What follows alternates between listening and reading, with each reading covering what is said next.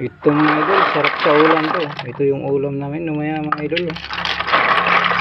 Tawag doon sa amin ito is bagungon. Napakasarap nito. Iluto sa gata.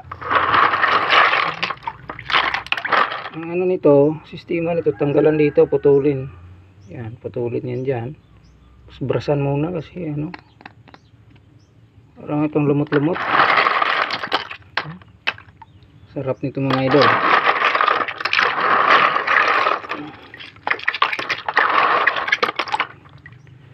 Bagungon.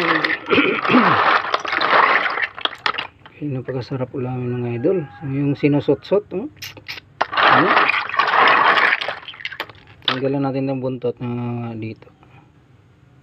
Malapit magkalahati, importante magkaroon siya ng butas sa puwitan niya para pag sot-sot diretso na.